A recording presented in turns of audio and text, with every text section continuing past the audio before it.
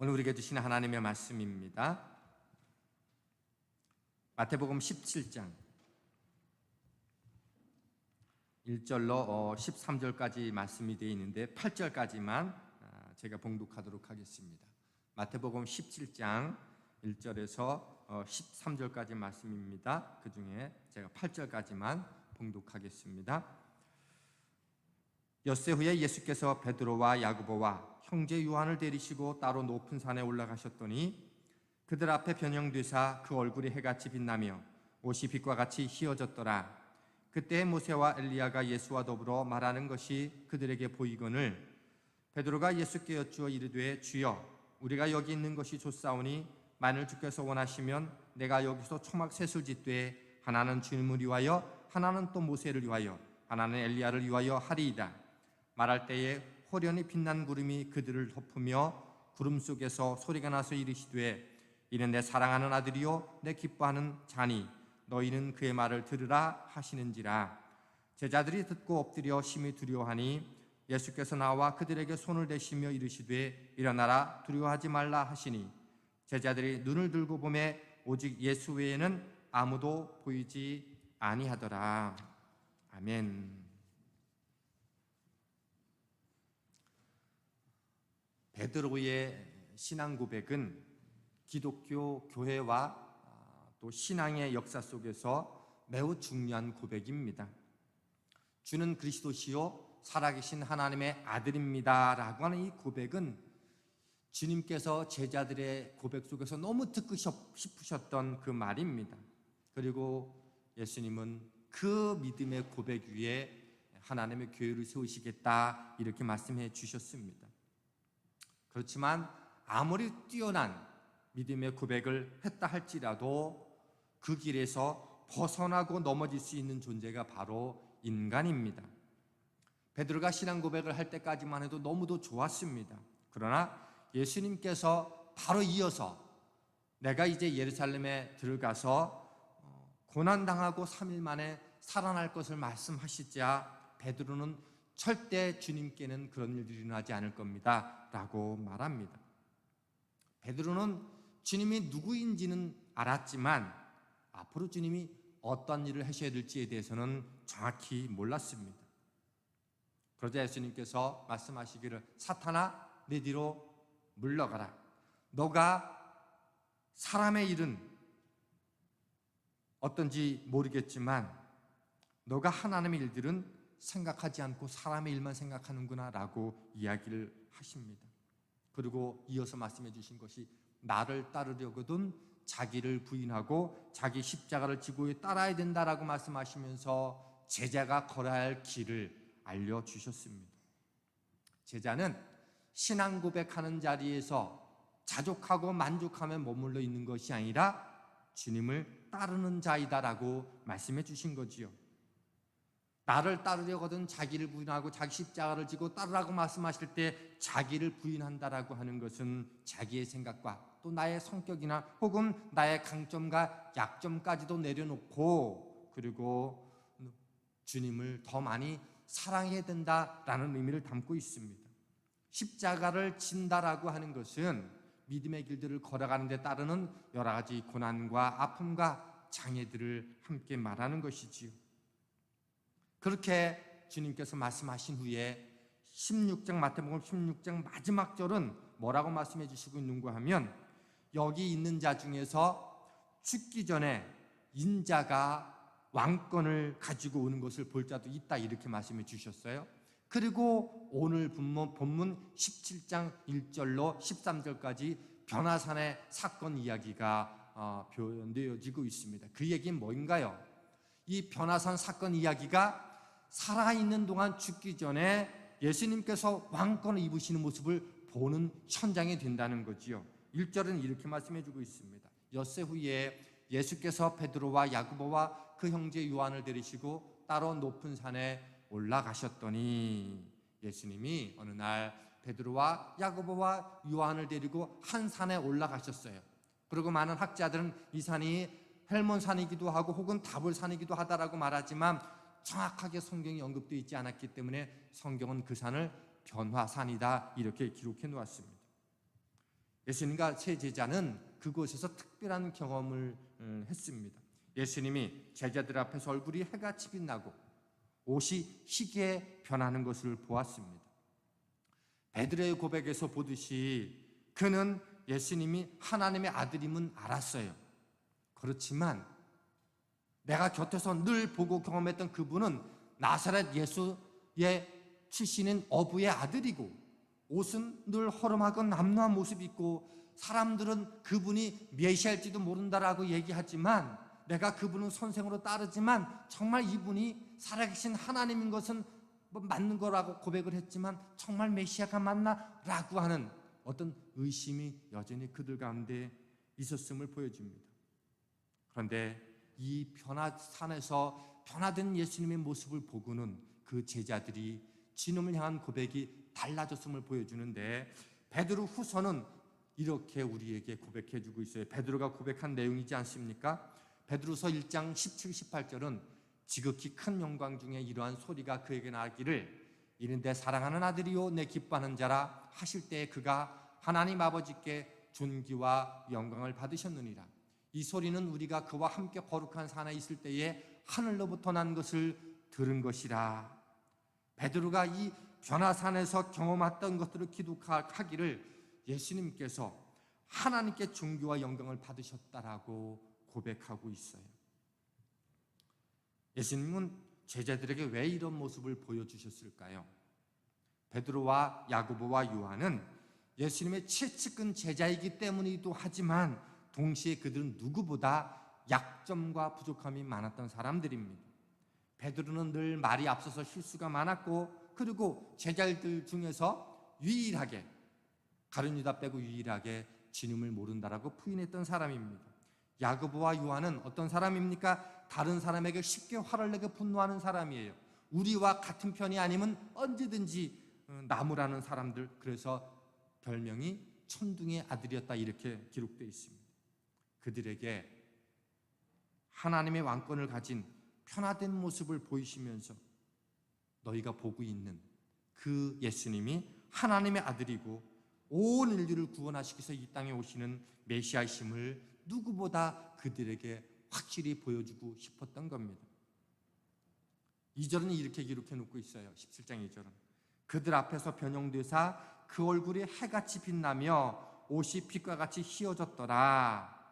예수님 얼굴에서 나오는 그 정결함과 그 거룩함이 광채가 너무도 강해서 옷이 감당할 수 없을 만큼 그래서 옷이 어떻게 흰 광채가 나는 마치 세마포처럼 그렇게 보였다고 말씀해 주고 있습니다.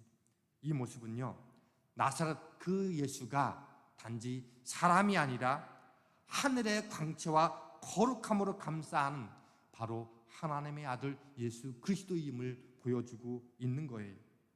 그래서 이 모습은 예수님께서 이 땅에 다시 재림하실 때 그때 모습과 동일한 모습이었음을 우리에게 보여주고 있는데요. 요한계시록 1장 16절은 이렇게 기록해 놓았습니다. 그의 오른손에 7뼈리 있고 그의 입에서 좌우에 날선 검이 나오고 그의 얼굴은 해가 힘있게 비치는 것 같더라.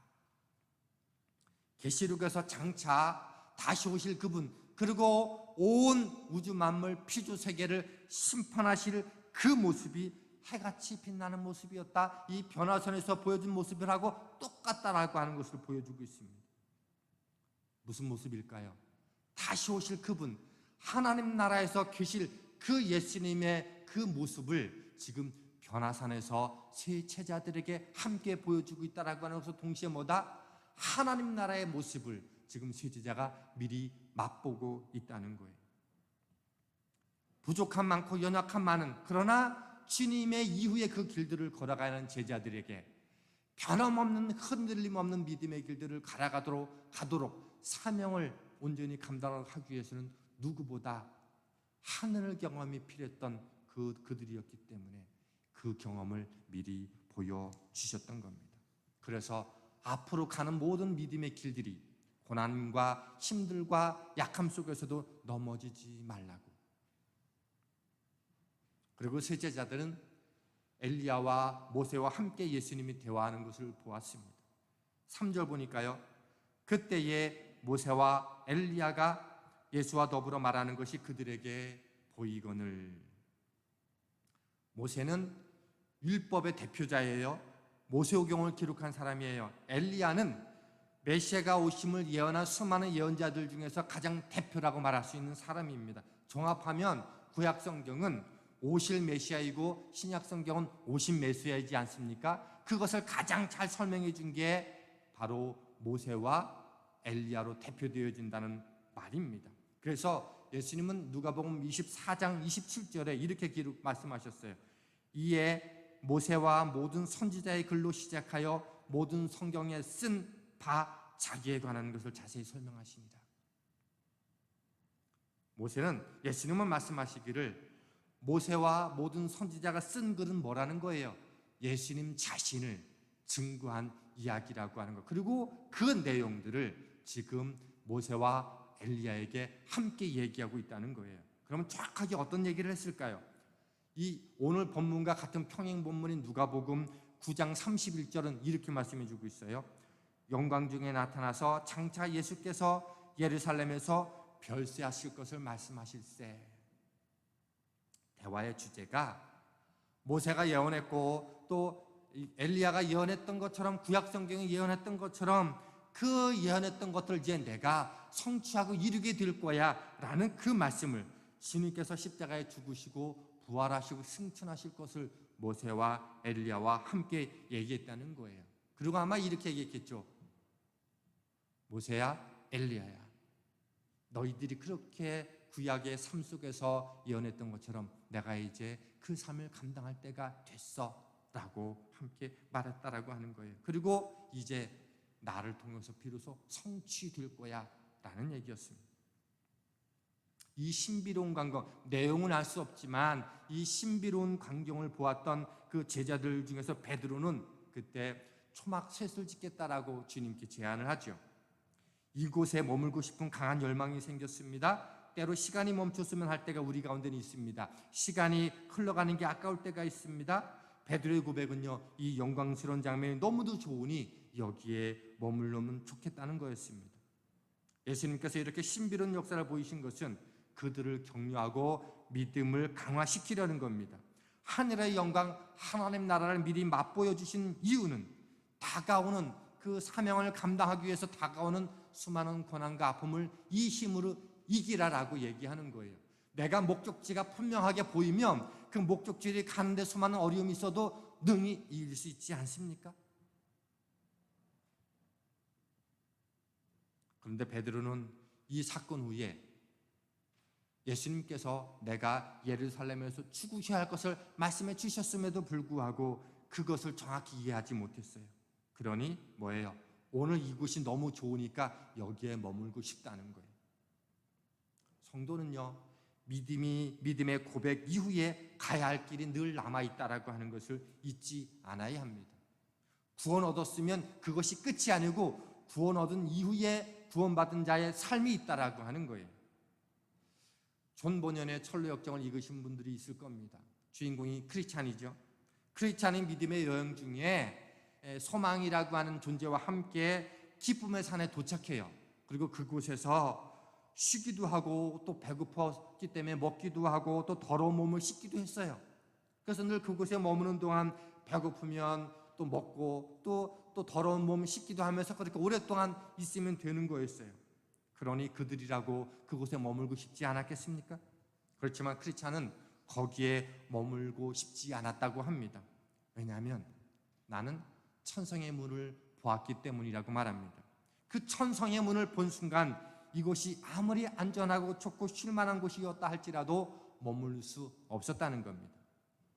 그래서 본질적으로 가야 할 그 목적지 때문에 지금이 지친 몸 쉬기에 너무도 좋은데 그곳에 머무르지 않고 떠나는 그 길들을 여정을 걸어갑니다. 우리는요, 구원 얻었기 때문에 천국을 소유한 사람들이지만 여전히 그 여정을 향해서 가야 하는 사람들이에요. 그러니 지금 내가 생각하지 않고 그것을 생각하지 않고 지금 여기가 좋다고 여기에 초막을 지는다라고 하는 것은 주님을 기쁘게 하는 일이 아니라고 하는 겁니다. 그럼에도 불구하고 간구해서 안 되는 것은 이 베드로의 간구가 예전과 많이 달라졌다는 거예요. 오늘 마태복음 17장 4절은 이렇게 말씀해 주고 있습니다. 베드로가 예수께 여쭈어 이르되 주여 우리가 여기 있는 것이 좋사오니 만일 주께서 원하시면, 주님께서 원하시면 이라고 하는 그 고백 간구가 그 속에 함께 담겨져 있더라는 거죠. 저도 기도할 때 어떻게 기도하냐면, 하나님, 특별히 이 팬데믹 기간에 더 그런 기도를 많이 한 것 같아요. 하나님, 올해는 우리 교회에 3가정, 5가정을 보내주셔야 됩니다. 이 팬데믹 시대에 기존 성도님들도 현장에 잘 안 나오려고 하는데, 누군가가 3가족이, 믿음의 식구들이 교회에 나온다고 한다면 함께 믿음의 길들을 걸어가는 우리 믿음의 식구들이 힘을 얻고, 그리고 다시 한번 이 믿음의 길들을 더 열심히 살아가려고 애를 쓸 겁니다. 그렇게 기도를 늘 합니다. 괜찮은 기도 아닙니까? 그런데 생각해 보니까 지나치게 3가정 혹은 5가정이라고 하는 것에 저의 기도가 집착되어 있다라고 하는 것을 알게 됐습니다. 한 사람이라도, 한 명이라도, 한 가정이라도 오늘 우리 교회를 보내주셔서 성도들을 격려하고, 하나님께서는 친히 하나님의 교회를 이끌어 가시는구나, 그것을 우리로 하여금 깨닫게 하면 되는 건데, 몇 가정, 몇 사람이 우리 교회에 등록하는 게 그게 중요한 게 아니구나, 말씀을 생각하면서 더 많이 생각하게 됐습니다. 저도 제 뜻과 계획을 하나님께 관철시키려 할 때가 많아요. 그렇게 안 하면 그만두겠다고 공갈 협박도 합니다. 생각해 보니까 하나님께서 기분 나빠서라도 안 들어주실 것 같습니다. 제 계획은 이것이지만 하나님의 계획을 보여주시면 좋겠습니다. 하나님의 뜻이 우리 가정과 우리 교회와 이 땅에 이루어지길 원합니다. 이렇게 기도하기를 원하신다라고 하는 겁니다. 베드로의 이 놀라운 고백 후에 하나님의 음성이 들렸어요. 마태복음 17장 5절 말씀 보니까, 말할 때에 호련히 빛난 구름이 그들을 덮으며 구름 속에서 소리가 나서 이르시되 이는 내 사랑하는 아들이요 내 기뻐하는 자니 너희는 그의 말을 들으라 하시는지라. 이 말은 예수님이 세례 요한에게 세례를 받을 때 들었던 음성과 똑같은 거예요. 제자들이 그 상황 앞에서 두려워하게 되자 예수님이 두려워하지 말라라고 말씀하시면서 고개를 들어보니까 모세와 엘리야는 보이지 않고 예수님만 보였어요. 그리고 예수님께서 그렇게 함께 두려워하지 말라고 말씀하실 그때에 하나님으로부터 음성이 들리는데 이렇게 들렸습니다. 이는 내 사랑하는 아들이요 내 기뻐하는 자니 너희는 그의 말을 들을지니라. 제자들의 생각과 제자들의 바람이 어디 있었는지를 너무도 잘 아시는 하나님께서는 이는 내 사랑하는 아들이고 내 기뻐하는 자를 말씀하시면서 너희는 그 예수 그리스도의 말을 들으라 이렇게 말씀해 주셨어요. 그리고 이 말씀은 신명기 18장 15절의 말씀을 성취한 건데 이렇게 돼 있어요. 내 하나님 여호와께서 너희 가운데 내 형제 중에서 너희를 위하여 나와 같은 선지자 하나를 일으키시리니 너희는 그의 말을 들을지니라.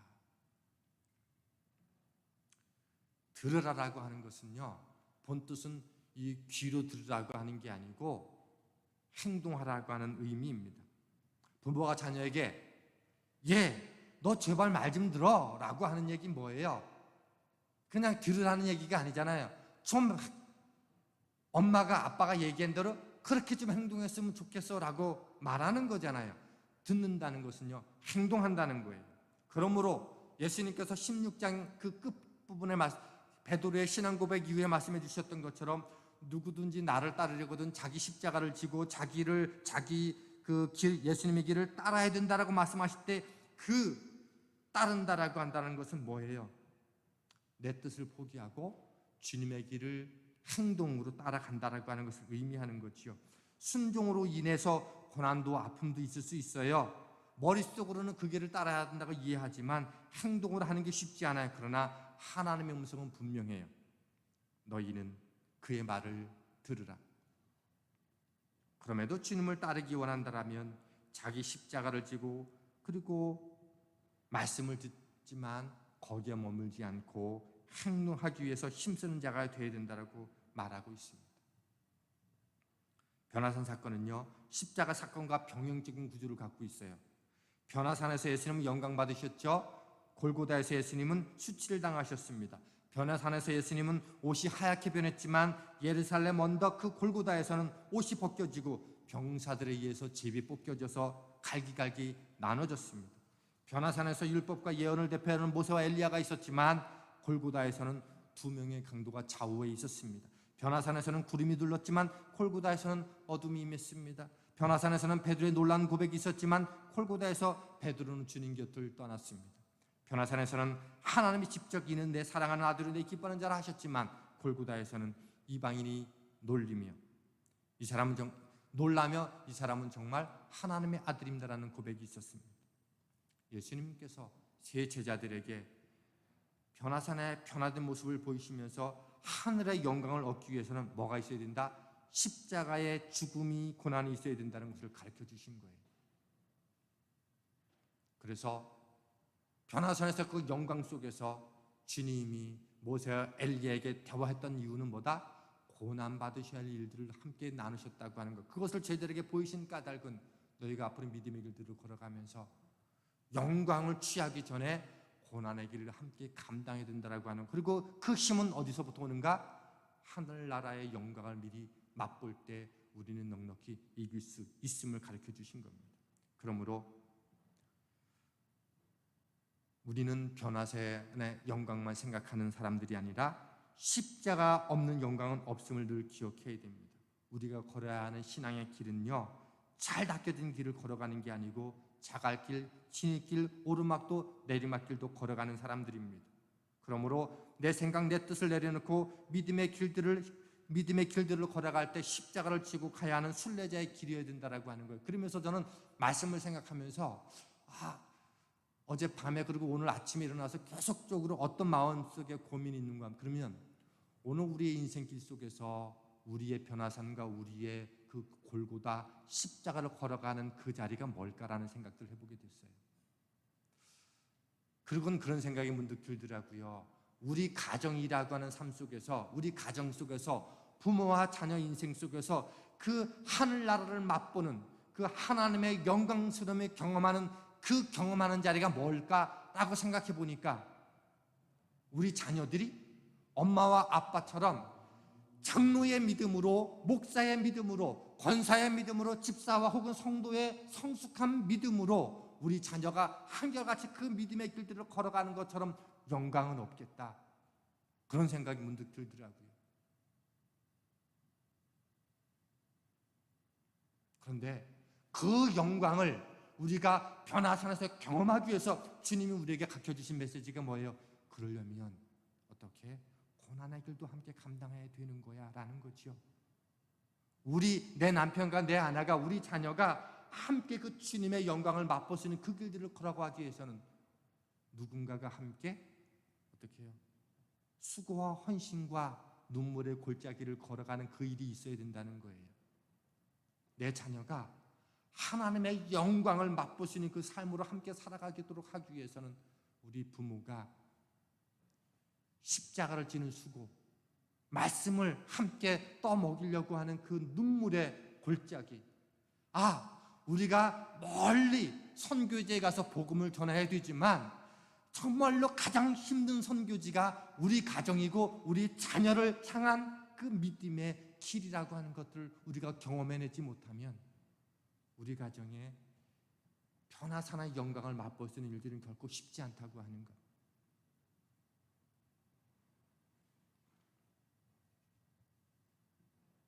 예수님의 를 믿고 따르는 길은요, 힘들어요. 하루에도 수십 번 참아야 돼요. 분노와 짜증과 원망과 미움도 참아야 됩니다. 입 밖으로 한 바가지 욕을 날리고 싶은 것도 참아야 되고, 다른 사람처럼 내 배만 배불리고 싶은 솔직한 마음이 있고요. 그런데 말씀이 그렇게 살지 말라고 하는 거죠. 내 몸 편하게 살라고 그렇게 살지 말아라. 우리는 힘들고 어려워도 믿음의 길들을 걸어가죠. 고난을 자초하는 길이 무겁고 가치 없어 보여도 그 믿음의 길을 걷습니다. 사는 것이 죽는 것보다 힘들게 여겨져도 예수님을 믿고 살아가는 게 맞나? 라는 의문이 떠올려질 때도 있어요. 그러나 그게 가정이든 교회이든 믿음의 길에는 묵묵히 그 길들을 걸어갈 수 있는, 고난을 함께 감당해낼 수 있는 그 믿음의 준비가 우리에게 필요하다고 하는 것. 그리고 그 고난의 길들을 감당하기 위해서는 주님이 변화되셨던 그 영광을 미리 맛보는 것, 하나님 나라를 미리 맛보는 것. 그리고 그런 생각이 든 거예요.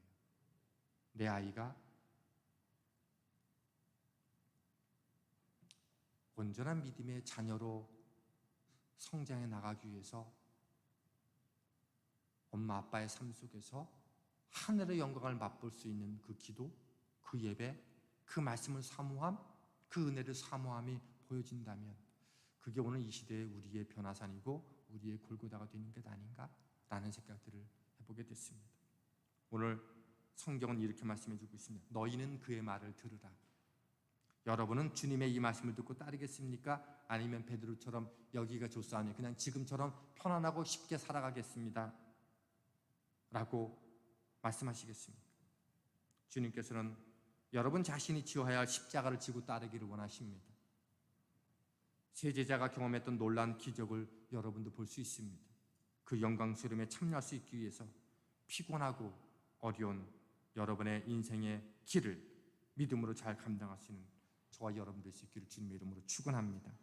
하나님 감사합니다.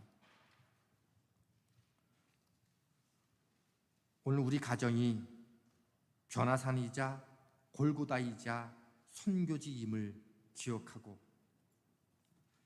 예수를 믿은 영광이 우리 안에 이미 머물러 싸우니 우리 모든 믿음의 가족들이 가정마다 하나님의 영광이 드러나는 복된 변화산 되기 위해서 오늘도 믿음으로, 모범으로, 그리고 기도함으로, 예배자됨으로 찬양하는 자 되어서 우리 모든 믿음의 가정의 자녀들이 함께 믿음의 길들을 감당할 수 있는 축복이 넘칠 때 우리는 우리 가정이 변화산의 경험이라고 말할 수 있음을 믿습니다. 이런 축복이 넘치게 하여 주시옵소서. 예수님 이름으로 기도하였습니다. 아멘.